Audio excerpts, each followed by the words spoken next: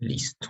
Bueno, entonces, pues bueno, esta superficie tiene muchas formas de parametrizarse, ¿no? O sea, uno puede parametrizarla en cartesianas, porque justamente z es una función. Entonces, cuando z es una función, pues uno tiene una parametrización, que es en cartesianas. Uno también la puede parametrizar en cilíndricas, porque fíjense que en cilíndricas es z igual a r, e incluso la puede parametrizar en esféricas también, ¿no? En esféricas esto va a dar, creo que si no estoy mal, ρ igual a pi cuartos, ¿no?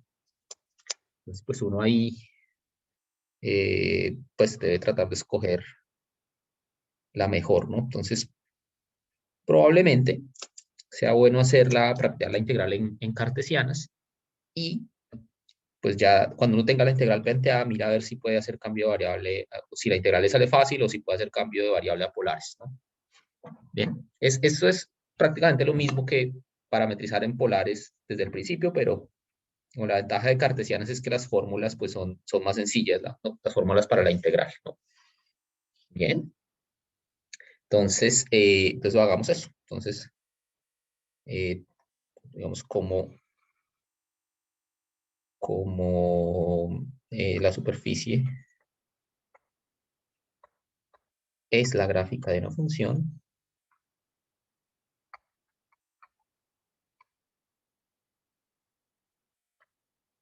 es la gráfica de una función, entonces tenemos la parametrización natural. Tenemos la parametrización natural.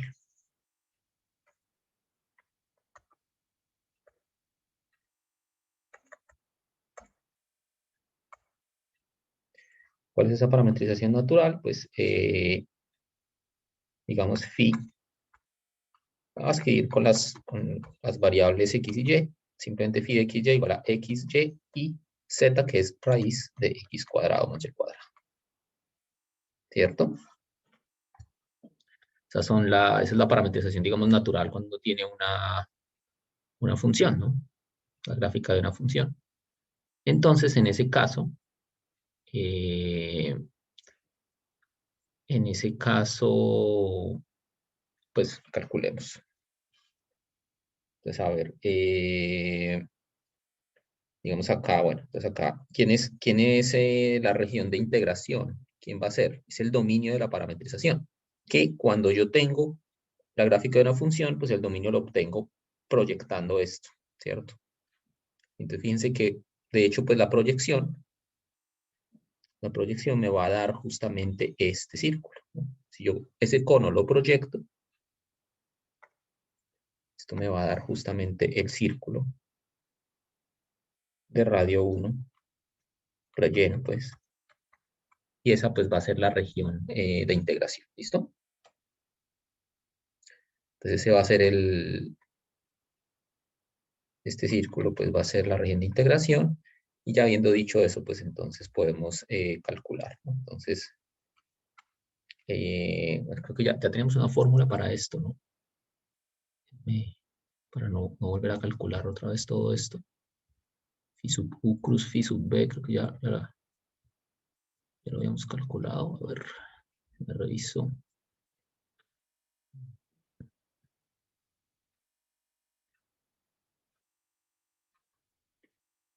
Me reviso un momento.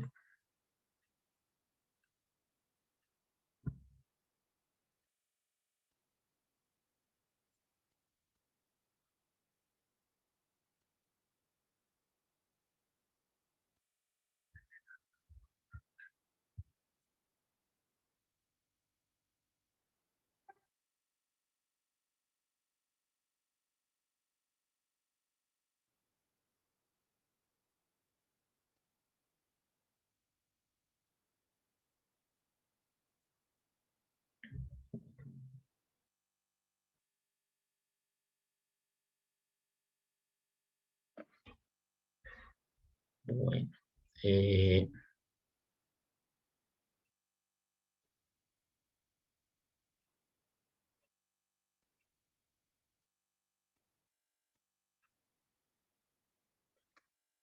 sí, pues bueno, pues uno puede mostrar que este producto cruz, bueno, hagámoslo rápidamente, pues, Yo creo que yo lo tengo. ¿Sí? ¿Cómo es? A ver. La magnitud de ese producto cruz, ¿cierto? No, es el producto cruz como tal. Es la Ah, sin magnitud, magnitud. sin magnitud, porque acá recuerden que lo que vamos a hacer es la integral de el campo de la presentación producto punto con, con este producto cruz. Ah, no, entonces no, yo tengo lo de la magnitud. Bueno, está bien, ¿no? Podemos hacerlo. Igual, pues, ya lo hemos hecho como implícitamente, pero bueno, hagámoslo. Entonces, phi sub x es 1, 0, y, bueno, digamos, hagámoslo en general, como para tener ese producto cruz ya calculado. Entonces, hagámoslo en general, es decir, yo tengo una parametrización de la forma phi de x, y igual a xy f de x, ¿listo? Entonces, phi sub x es igual a 1, 0, derivada parcial de f con respecto a x, phi sub y es 0, 1, derivada parcial de f con respecto a y, entonces si yo hago el producto cruz, pues es básicamente poner aquí i, j, k, y entonces calcular el determinante. Entonces la primera entrada es menos f sub x, ¿cierto?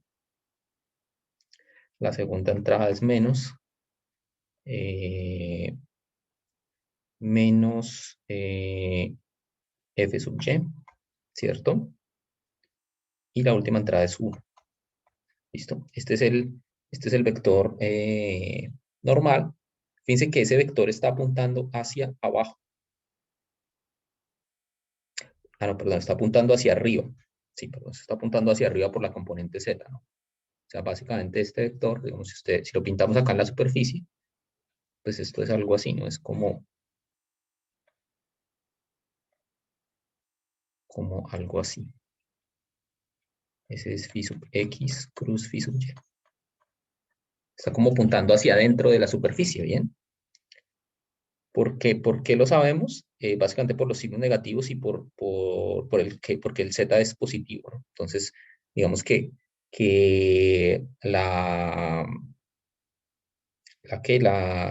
digamos, la proyección de ese vector sobre el eje z tiene que ser positiva. ¿Bien? Entonces tiene que apuntar en esa dirección. ¿Listo? Acá este es el eje z, ¿no? ¿Listo? Entonces esto me está dando como la orientación de la cara interna de la superficie. ¿Bien? ¿Es claro eso?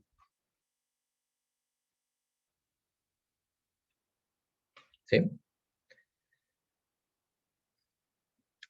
Dime, Catalina.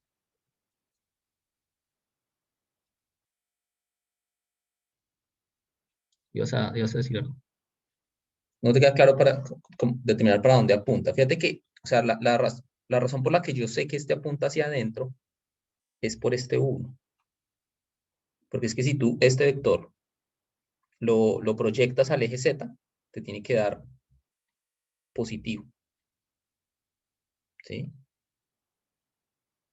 Entonces, como te tiene que dar positivo, no puede apuntar hacia afuera, porque si apuntara hacia afuera, así como está la gráfica, la coordenada en Z tendría que ser negativa.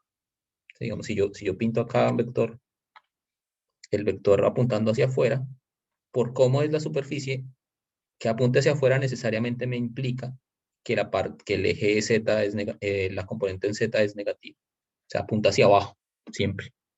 ¿Bien? Entonces, para este vector que normal que calculamos nosotros, es el que da la cara interna. Es el que da la cara interna. Bien. También lo puedes ver si tú proyectas en el plano XY. Fíjate que ese vector, si tú lo proyectas al plano XY, si tú lo proyectas al plano XY, como ambos valores son negativos, eso quiere decir que está apuntando hacia adentro, hacia el origen. Bien. Por lo que la primera y la segunda componente son negativas.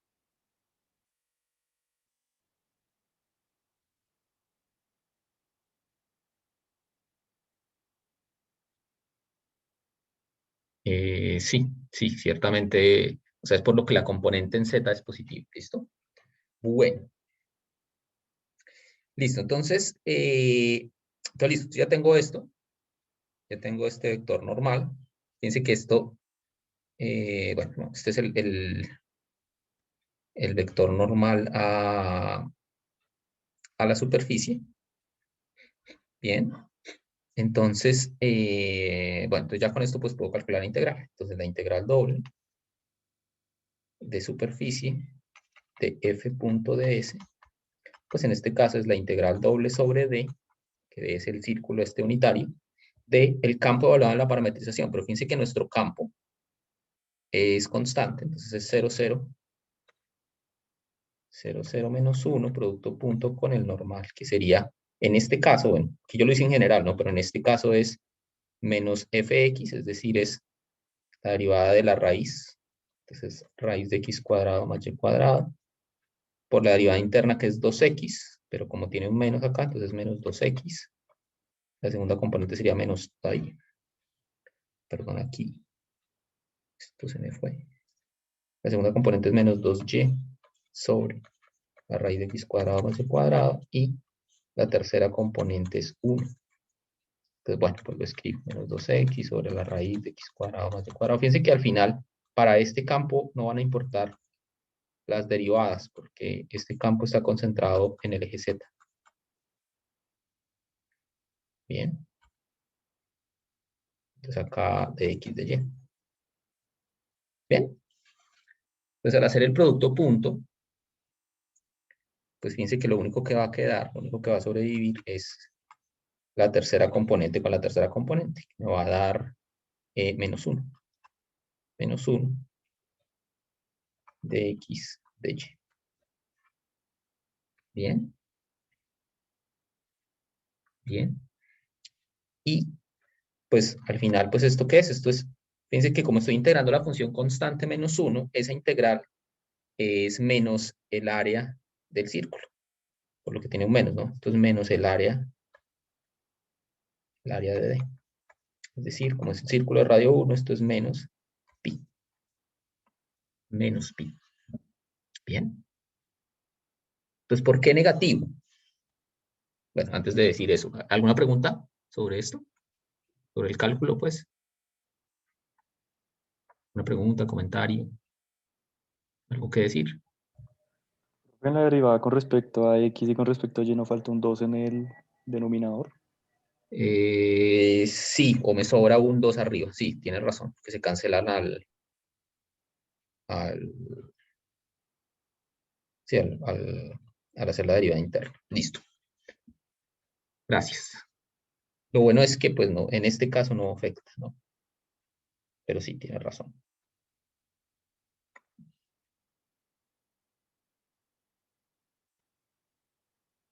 Listo. Bien. Bueno, acá este es un menos. Listo. Entonces, ¿por qué queda menos pi?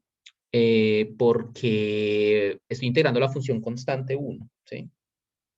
O sea, estoy integrando esto. O sea, esta integral es menos la integral de dx de y. Pero habíamos dicho que integrar la función constante 1 es lo mismo que calcular el área. Entonces, esta integral es el área de la región. Bien. Como la región es un círculo de radio 1, entonces el área de la región es pi por el radio al cuadrado, o sea, pi. Pero como tenía un menos, que el menos viene del producto punto, entonces por eso va menos pi. Bien. Menos pi. Bien. ¿Qué quiere decir el flujo negativo? Fíjense que tiene sentido porque, por lo siguiente, y es porque voy aquí a la gráfica un momento. Fíjense que, bueno, voy a borrar ese vector, el vector ese azul que pinté ahí. A ver.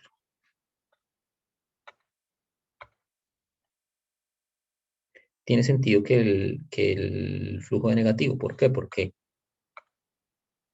la lluvia va hacia abajo, ¿no? Llueve para abajo. Bien. Entonces, realmente el agua pasa es de arriba hacia abajo. El flujo, digamos, el fluido va de arriba hacia abajo, exacto. Mientras que la orientación, como es la cara interna, la orientación va en el sentido contrario. Bien. La orientación, si ustedes siguen el vector de orientación va subiendo. Bien.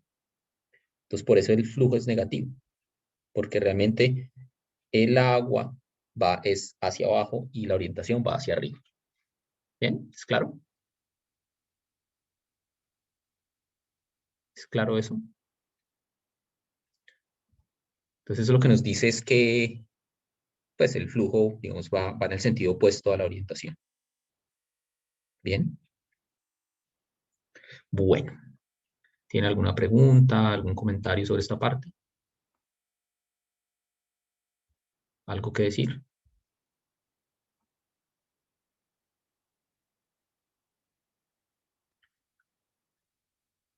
Bueno, entonces, entonces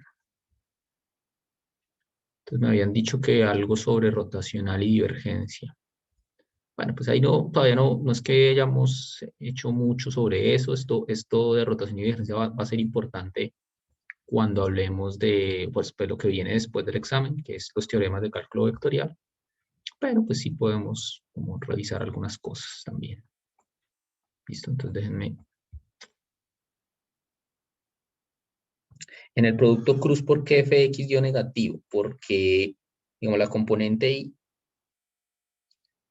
que bueno, la componente y es el determinante de esta matriz, ¿no? De la matriz que queda en las dos últimas columnas.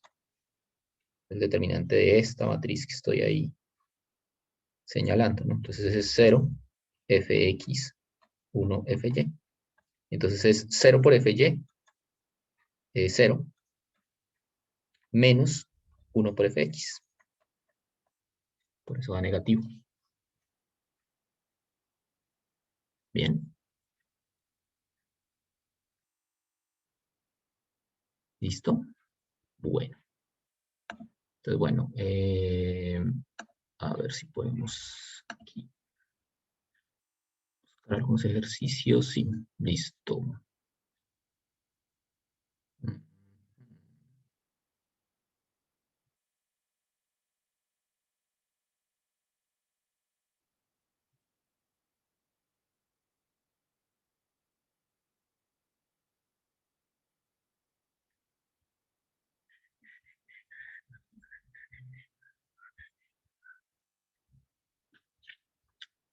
A ver, a ver.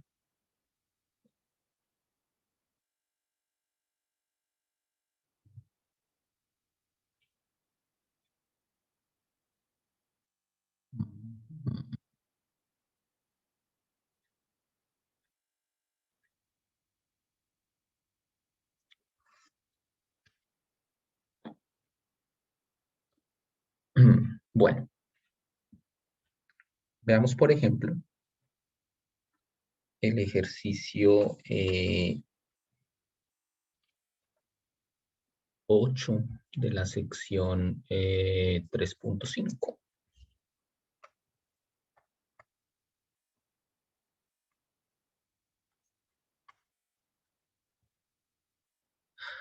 Sí, 8. Sí, por ejemplo, el 8, entonces me dan un campo, o sea, R, de X, Y, Z, igual a X, Y, Z, campo, digamos, radial, y R minúscula, como siempre, o bueno, pues llamémoslo más bien el radio, la distancia al origen, X cuadrado más Y cuadrado más Z al cuadrado. Entonces, es como lo que sería ρ en esféricas, pero bueno, llamémoslo R, para seguir la anotación del libro. Y entonces me piden probar unas identidades, probar lo siguiente. Probar las siguientes identidades.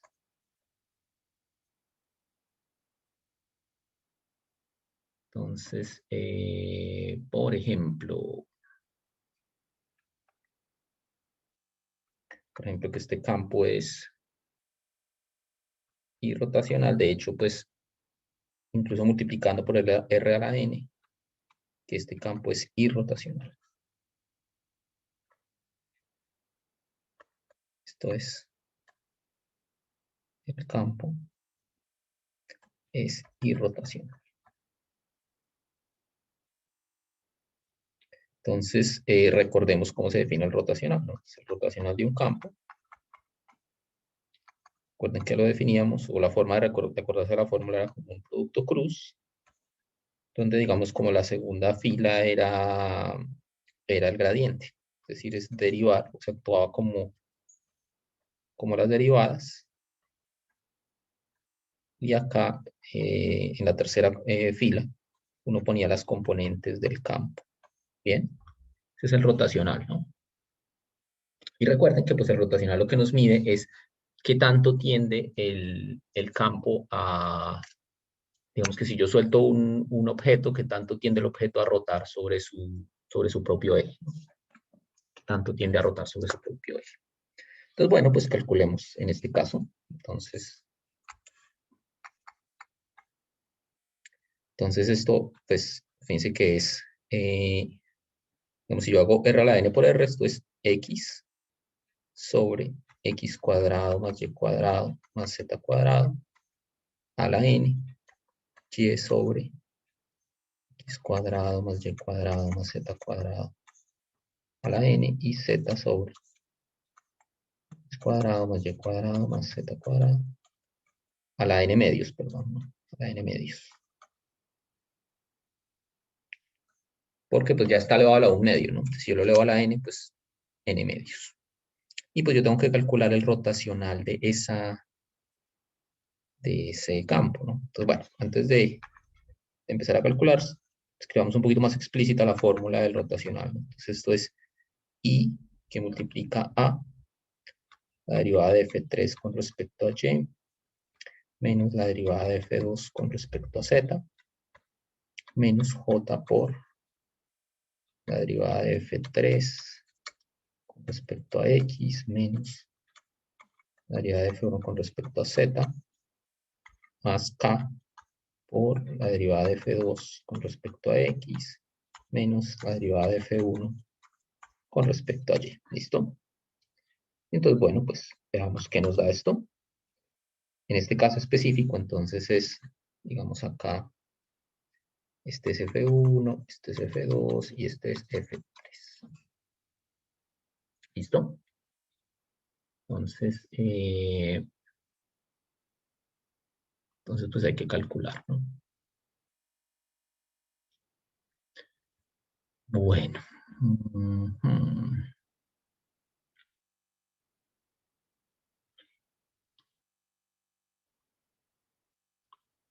Sí, bueno. Pues sí, calculemos, no hay de otra. Entonces, pues derivamos. Entonces, la derivada de F3 con respecto a Y, fíjense que, bueno, fíjense que aquí hay mucha simetría, ¿no? Entonces, voy a calcular una derivada y luego las otras uno las puede sacar por simetría, ¿no? Entonces, hagamos, por ejemplo, la derivada de F3 con respecto a Y, ¿listo? Entonces, yo F3 lo puedo escribir así, ¿no? Yo F3 lo puedo escribir como Z por X cuadrado más Y cuadrado más Z cuadrado a la menos N medios, ¿no? Y entonces, si yo voy a derivar esto con respecto a Y, pues fíjense que Z es una constante, con respecto a Y, ¿no? La puedo dejar quieta y derivar eh, el otro factor, ¿no? La derivada es menos n medios por x cuadrado más y cuadrado más z cuadrado a la menos n medios menos 1 por la interna que es 2y.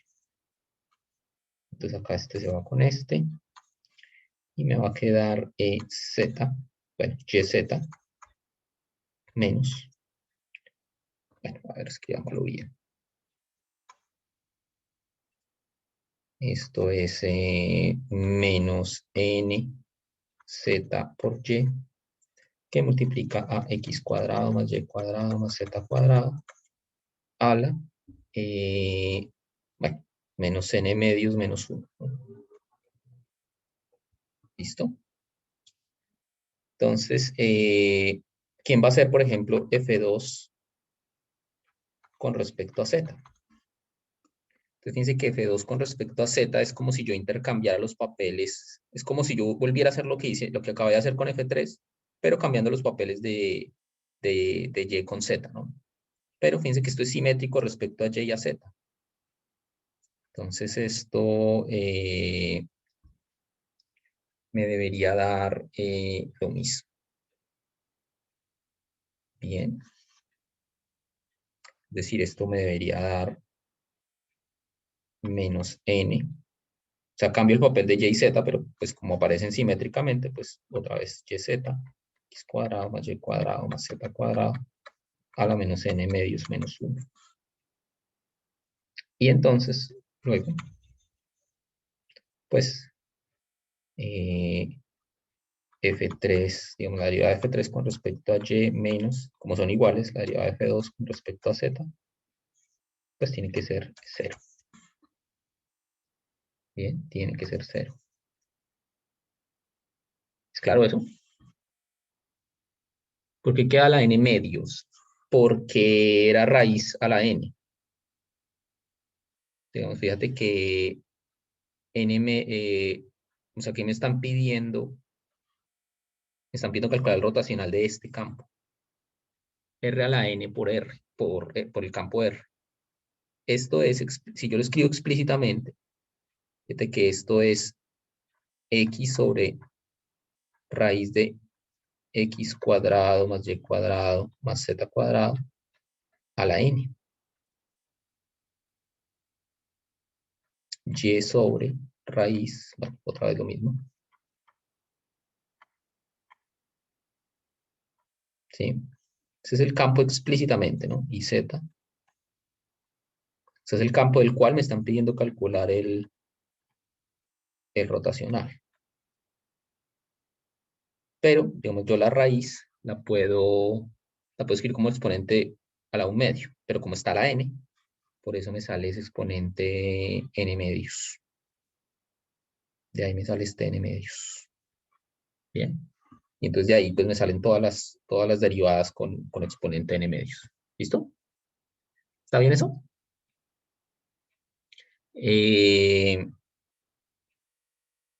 Entonces fíjense que básicamente esto va a resultar ser 0 el rotacional es porque hay simetría. ¿Sí? Así como F3 con respecto a Y y F2 con respecto a Z es cambiar X y Y, perdón, cambiar Y y Z en las derivadas. Asimismo va a ser F3, digamos, en la segunda componente, por ejemplo.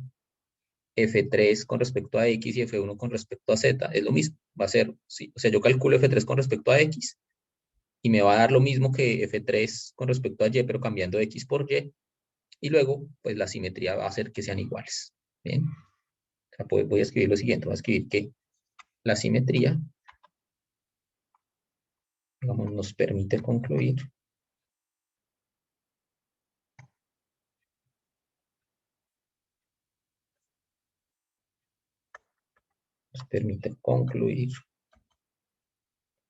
que,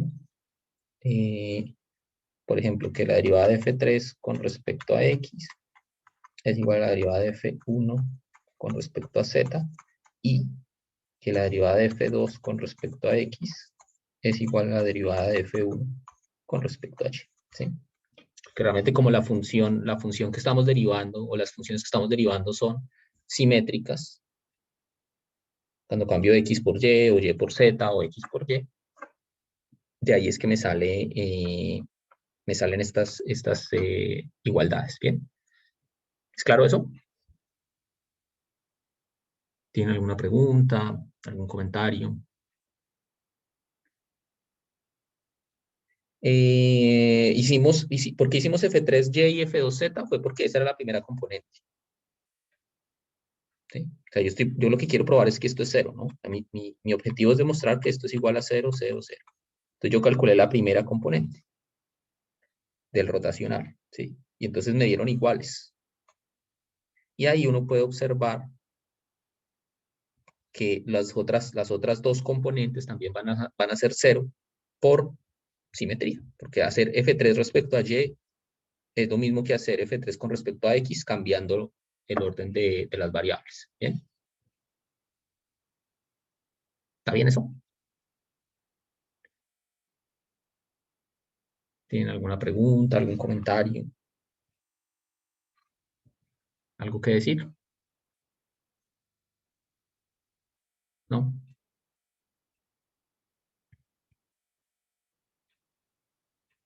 Bueno.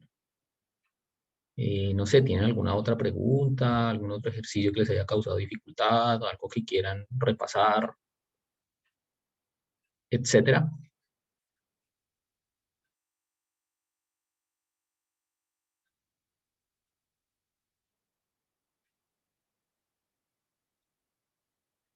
¿Podríamos hacer uno de cambio de variable? Sí, claro. Hagamos, a ver, hagamos uno de cambio de variable. Ujú.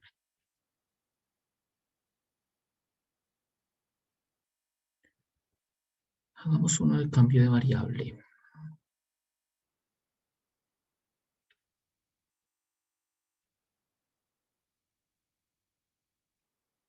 A ver, a ver, a ver. Ujú.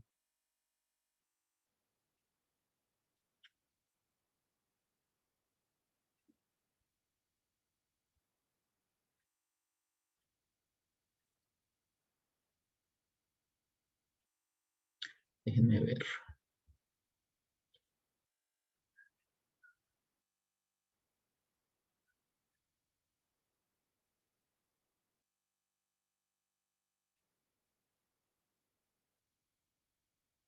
Ujú.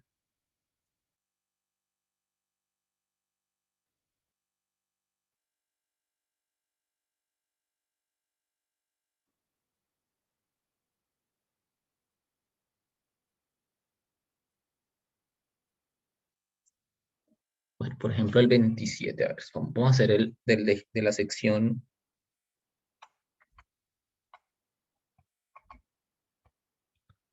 6.3.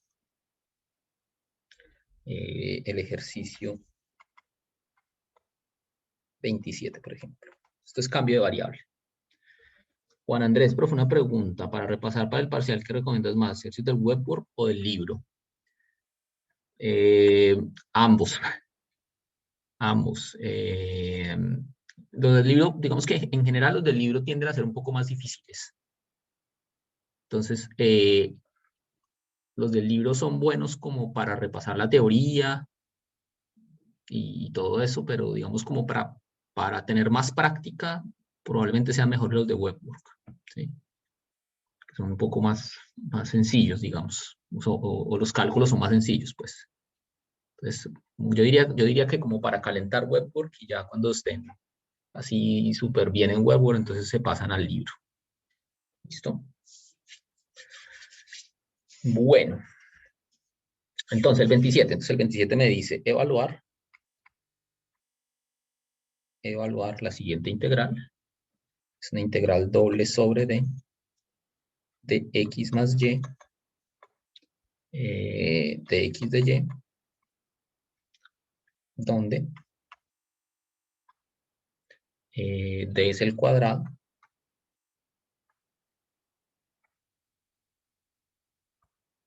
con vértices 0, 0, 1, 2, 3, 1 y 2 menos 1.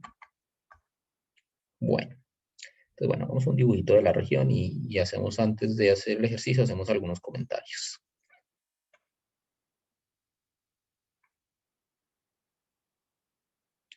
Entonces, 0, 0, 1, 2, 3, 1 y 2 menos 1.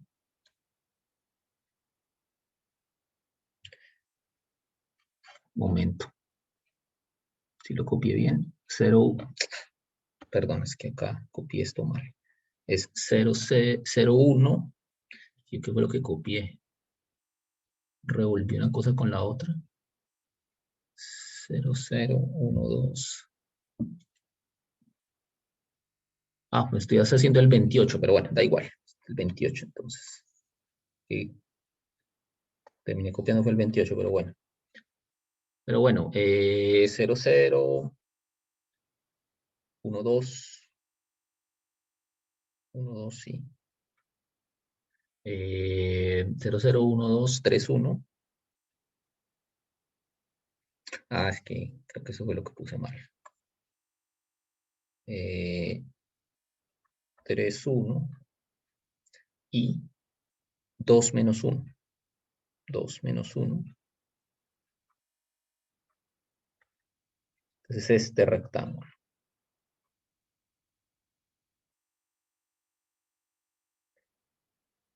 Entonces, bueno, el primer comentario es que uno podría, Catalina, profe, ¿vas a subir ejercicios de preparación web como en el primer parcial? Podría subir algunos. Entonces, desde el fin de semana yo les subo algunos ejercicios. ¿Listo? Bueno, entonces, bueno, tenemos esta es la región de integración. ¿Listo? Esta es la región D.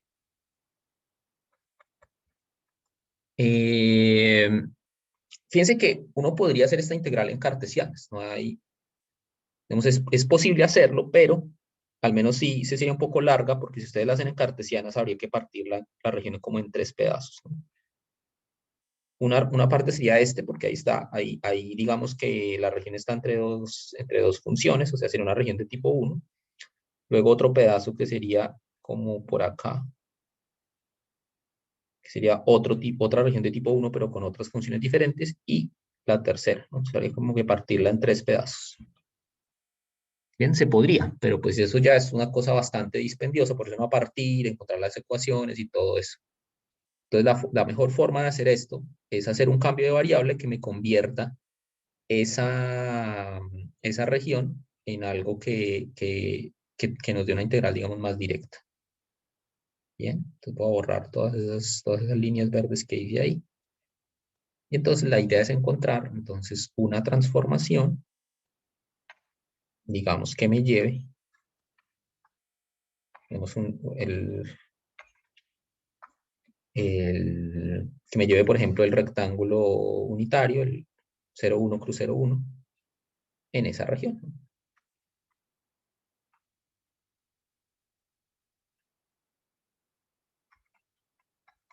Bien, la idea es encontrar entonces esa T que me haga eso. Bien, entonces, ¿cómo la calculo?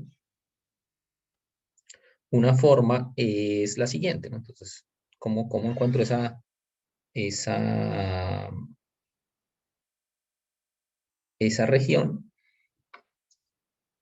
Entonces, veamos. Entonces,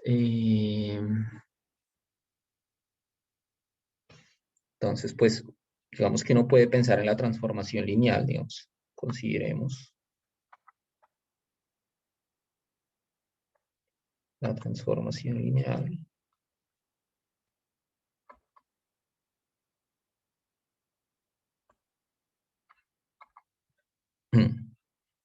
Lineal,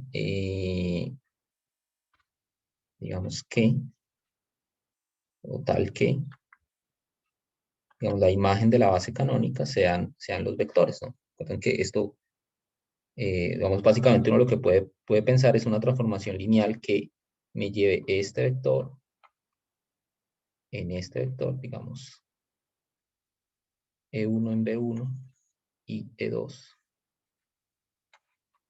en B2. Digamos, si uno logra tener una transformación lineal que le haga eso, pues esa sería una transformación que cambia, digamos, esa región, que es como el rectángulo rotado, en una región pues que sí está derechita, y ahí uno puede hacer, digamos, la integral de forma más sencilla. ¿Listo? Entonces lo que uno quiere es que T de 1, 0 sea igual a B1. Fíjense que B1 es el vector 2 menos 1, y B2 es el vector 1, 2, ¿no? Pues tal que T de 1, 0 sea igual a 2 menos 1, y T de 0, 1 sea igual a 1, 2, ¿no? Entonces la matriz, pues la transformación va a ser entonces T de XY igual a poner estos vectores como columnas, 2 menos 1, 1, 2 por XY. ¿Listo? ¿Está bien eso? Entonces, esta va a ser nuestra transformación lineal. Entonces, ¿cómo vamos a, a resolver esto? Pues entonces ahora usamos el teorema de cambio de variable. Pues el teorema de cambio de variable, teorema de cambio de variable, Entonces, ¿qué me dice? Me dice que si yo quiero calcular la integral doble sobre la región, digamos, del de llegada, lo pongo así como está en el libro para no cambiar la notación.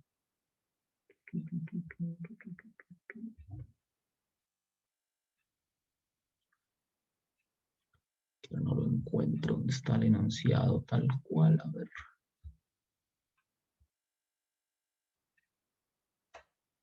Ah, ya. Sí, entonces me dice que si yo quiero calcular la integral sobre D, de f de x, y por el diferencial de área, esto es igual a la integral doble sobre D estrellita de f evaluada en x, que depende de u y de b, y, que depende de u y de b. Bueno, aquí, perdón, aquí aquí las variables son u y b, ¿no? Que es el de partida. El de partida es u y b. Eso es muy importante porque necesito pues saber quiénes son las independientes y las dependientes. Listo. Entonces, f de x de v, y de v, y entonces lo que aparece acá nuevo, pues es lo que hemos llamado el jacobiano. Se lo denotamos así, p de x, y con respecto a v. El valor absoluto del jacobiano por du de v. ¿Listo? Entonces, bueno, esta transformación, fíjense que uno la puede escribir explícitamente como t de v igual a 2u más b, y que esto es primera fila por primera columna, y menos u más 2b. ¿Listo? Bien. Entonces, t de v igual a 2u más b menos u más 2b. Y entonces hay que calcular el jacobiano, pues que básicamente va a corresponder al determinante de la matriz, ¿no? Entonces, este jacobiano en este caso va a ser el determinante de la matriz, es decir, el valor absoluto, ¿no? 2 menos 1, 1, 2, esto es 2 por 2, 4, más 1, 5. Bien. Entonces, ¿cómo me queda esto? Pues entonces ahora sí, la integral que yo quería calcular, la función era x más y, ¿no? La integral que yo quería calcular era x más y, ¿no? Entonces, x más y de x de y es igual a la integral sobre d estrella. Fíjense que d estrella es, bueno, no le puse el nombre, pero d estrella es este rectángulo, el unitario. El rectángulo unitario en el plano V. Entonces esto me queda la integral. Bueno, escribámoslo así, d estrella, x más y. Entonces ahora x es, este es x y este de acá es y. Bien. Entonces esto me queda x más y. Entonces al sumarlo me queda 2u más b menos u más 2b, es decir, 2u menos u me da u más 3b, multiplicado por el jacobiano, que es 5 de u de b. De u de b. ¿Listo? ¿Está bien eso? ¿Tienen alguna pregunta, algún comentario? ¿No? Bueno. Entonces, pues ya esto queda una integral más sencilla, ¿no? La integral entre 0 y 1, que fíjense que de estrella es el rectángulo unitario, ¿no? Entonces ahí la integral queda entre 0 y 1, entre 0 y 1. 5 lo puedo sacar. Acá me queda u más 3b de u de b. Pues ya ahí la integral no tiene problema, es 5. Integral entre 0 y 1 de, con respecto a u me queda u cuadrado sobre 2 más 3v entre 0 y 1 de b. Esto es igual a 5, integral entre 0 y 1 de 1 medio más 3u, que digo 3b, y en 0 me da 0 por db, y bueno, terminemos acá esto. Entonces esto es 5, 1 medio de b más 3b cuadrado sobre 2. Entre 0 y 1, esto me queda 5 por 1 medio más 3 medios, ¿no? Y el 0 me da 0, es decir, esto me da 20. ¿Listo? Qué mentiras, 10, ¿no? Que me das 4 medios, que es 2. Es 10. ¿Listo?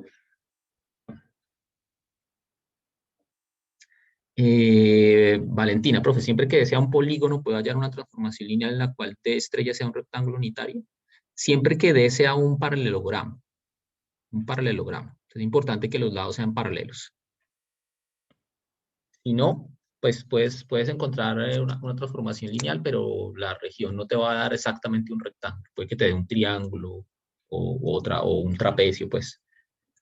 ¿Sí? Entonces tiene que ser un paralelogramo. Si es un paralelogramo, sí, puedes encontrar siempre una transformación lineal que te lleve el rectángulo unitario en el paralelogramo.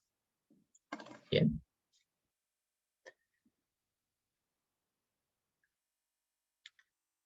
Listo. ¿Tiene alguna pregunta, algún comentario sobre esta parte? ¿No?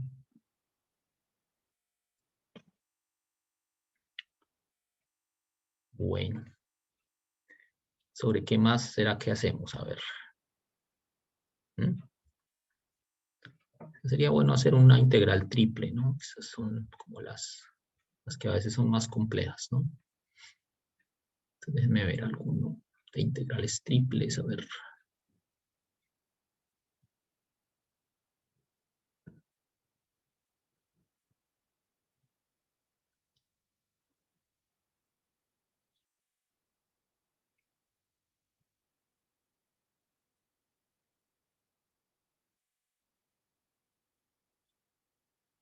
Vamos, por ejemplo, este, a ver.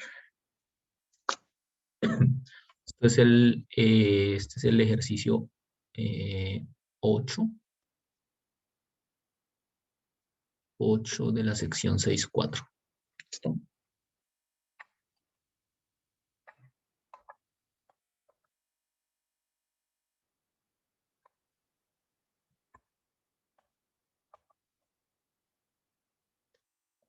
Entonces dice hallar la masa.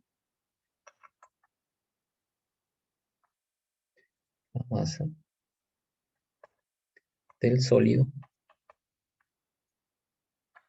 acotado. Hallar la masa del sólido acotado por el cilindro.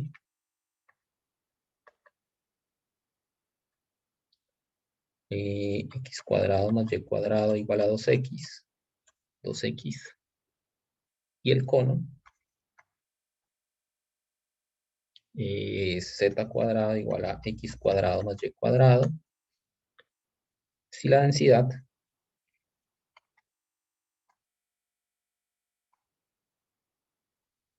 es ρ igual a raíz de X cuadrado más Y cuadrado. Listo. Entonces, veamos primero quién es el sólido.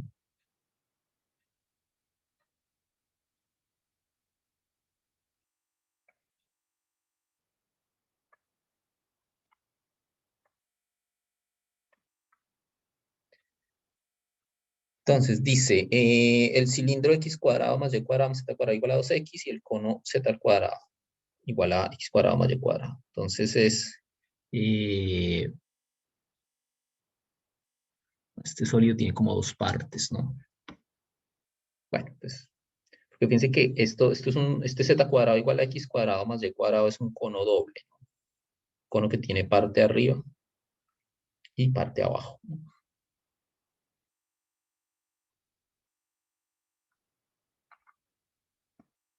Bueno, y este cilindro X cuadrado más Y cuadrado igual a 2X.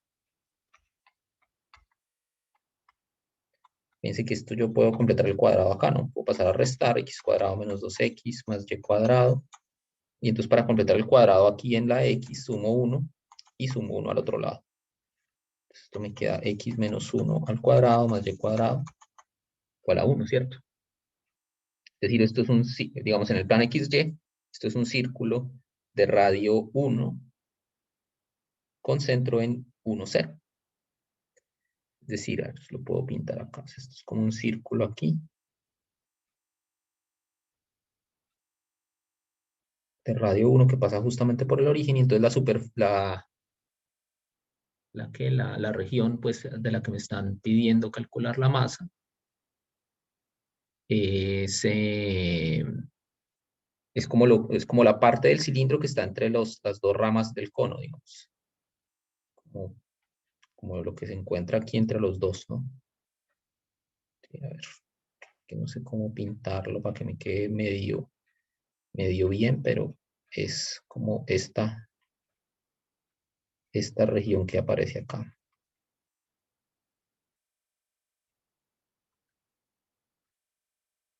Bien, esto que está como entre o sea, dentro del cilindro y entre las dos ramas del cono. ¿Bien? ¿Es claro eso?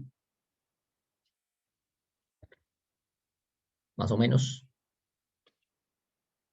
Es esta regioncita azul que yo pinté ahí, ¿no? Es como lo que está entre los dos conos y que está dentro del círculo en el plano XY, si quieren pensarlo así. ¿Listo? Y entonces, pues, como hay un cilindro, lo mejor es usar cilíndricas, ¿sí? Esféricas, digamos, cuando uno tiene esferas, uno puede usar los dos cambios, ¿no? O esféricas o cilíndricas, pero al revés no funciona tan bien, ¿no? O sea, los cilindros en esféricas no se parametrizan de buena forma. Entonces, lo mejor es usar cilíndricas. Porque en esféricas, por lo que hay un cilindro, probablemente no nos van a salir cosas buenas. Listo, entonces, cilíndricas. Bueno, pues, ¿qué tenemos que calcular? Entonces, como ustedes saben, pues cuando quiere hallar el volumen, pues tiene que calcular la integral triple sobre la región, pues, de la función de densidad, ¿no? Esa es la integral que tenemos que calcular. Entonces, pues, entonces vamos a hacer esa integral en cilíndricas, ¿listo? En cilíndricas. Entonces, pues veamos. Primero, pues, como ustedes saben, en cilíndricas lo que uno debe hacer es proyectar en el plano XY, ¿no? Proyectar en el plano XY, primero, pues, hacer como el planteamiento en polares. Entonces, fíjense que este es un círculo con centro en 1, 0 y radio 1. Es decir, es algo así, digamos, ¿no? Fíjense que ahí, pues, el ángulo teta, fíjense que podemos tomarlo como entre menos pi. Uy, yo siento un déjà vu. Hice un ejercicio, si no el mismo, algo muy parecido, ¿no? Pero bueno, fíjense que el ángulo es este recorrido verde que yo voy a hacer acá. Ese es el recorrido que hace el ángulo. El mínimo valor que toma es el eje negativo de las y. Y luego va variando y el valor máximo que puede tomar es el que tiene el eje positivo de las y. Entonces el ángulo teta va a variar entre menos pi medios y pi medios. Entre menos pi medios y pi medios. ¿Bien? Y R, fíjense que si yo trazo un rayo, recuerden cómo determino uno R, uno tiene que trazar líneas que partan desde el origen. Tiene que mirar por dónde entra a la región y por dónde sale. Entonces fíjense que empieza en 0, porque el origen está en la región, y sale por el círculo. Entonces tengo que pasar este círculo a coordenadas polares. ¿Sí? En polares, ¿qué es este círculo? Entonces en polares, pues fíjense que x cuadrado más y cuadrado es igual a r cuadrado y 2x es 2r coseno de teta. Entonces uno cancela uno de estos con este y esto me queda r igual a 2 coseno de teta. Bien, entonces esto me queda r varía entre 0 y 2 coseno de teta. Porque este círculo azul que está ahí, su ecuación en polares es r igual a 2 coseno de teta. ¿Listo? Entonces, bueno, esos son los dos primeros límites de integración. El tercer límite, pues, uno lo que tiene que hacer es mirar rectas paralelas al eje Z, mirar por dónde entran y por dónde salen, ¿no? Si yo cojo una recta paralela al eje Z, tengo que mirar por dónde entra y por dónde sale de la región. Entonces, fíjense que entra acá por la parte inferior del cilindro, perdón, del cono, y sale por la parte superior. O sea, digamos, esa línea, esa recta verde, recuerden que los límites de integración tienen que representarme la región azul, ¿no? Entonces, esa región azul, fíjense que cuando yo trazo líneas paralelas al eje Z, en la región azul eso entra por la parte inferior del cono y sale por la parte superior. O sea, como son dos conos, entonces sale por el cono, entra por el cono de abajo y sale por el cono de arriba. ¿Listo? Entonces eso quiere decir que Z, fíjense que, bueno, yo puedo despejar de acá Z, ¿no? Puedo pasar a cilíndricas. Entonces, este Z en cilíndricas, ¿qué es? Pues es Z cuadrado igual a R cuadrado. Si yo saco raíz, es Z igual a más o menos R. El negativo pues me representa el cono de abajo, el positivo me representa el cono de arriba.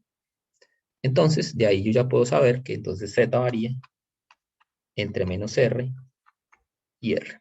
Menos R es el cono inferior, R es el cono superior. Y entonces el volumen va a ser igual. ¿Es claro hasta acá? ¿Tienen alguna pregunta, algún comentario? ¿Algo que decir? ¿No? ¿Todo claro? Bueno, entonces el volumen, ¿qué va a ser? El volumen va a ser la integral entre menos pi medios y pi medios de la integral entre 0 y 2 coseno de teta, de la integral entre menos r y r, de ρ. Pero ¿ρ qué era? Ρ era la densidad, ¿no? Fíjense, la densidad, pues es en cilíndrica, la densidad es ρ igual a r. Bien, ρ igual a r. Entonces es r. Ese primer r es ρ. Esto es ρ, la densidad. Es que ρ se confunde con el ρ de esféricas. Más bien escribamos acá. Este viene de la densidad.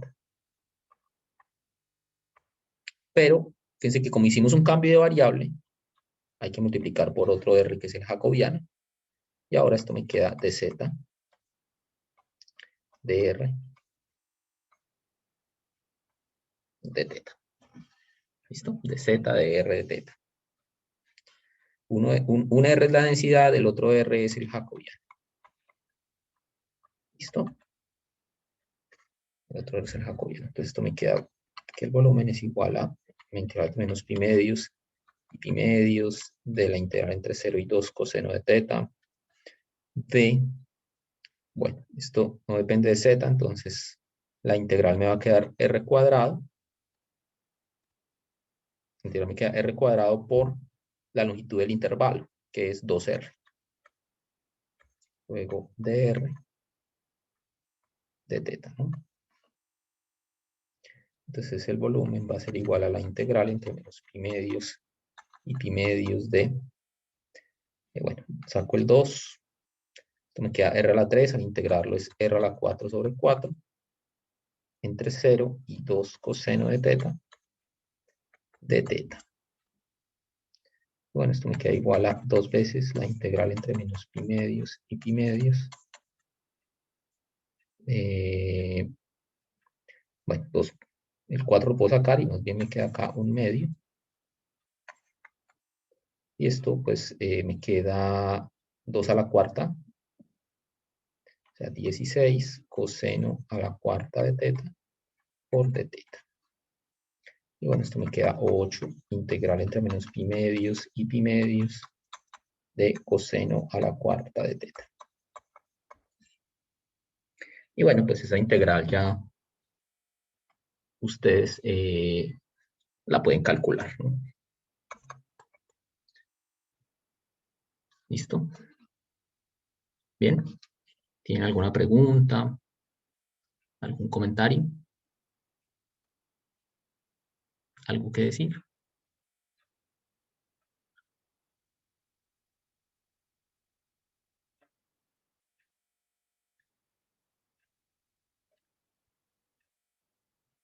¿No?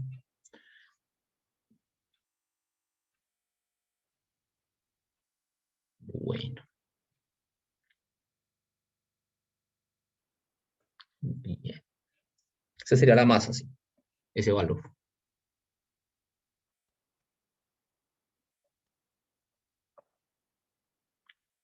Ese valor será la masa del sólido. Bueno. No sé, ¿tienen más preguntas sobre algún ejercicio, sobre algo que quieran aclarar?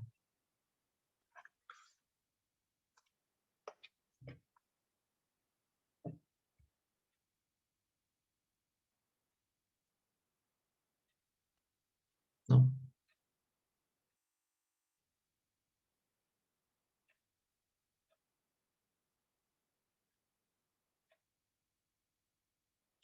Por ahora no. Bueno.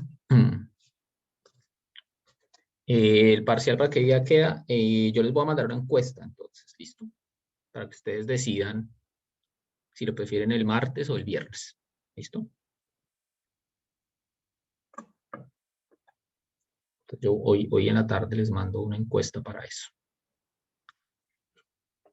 Bueno, entonces si no hay más preguntas, entra hasta flujo, sí. Hasta el tema del martes. Hasta flujo. ¿Listo? Bueno, entonces dejemos ahí por el día de hoy. Y pues entonces nos veríamos el lunes. ¿Listo? Yo les mando la encuesta entonces más tarde. Bien.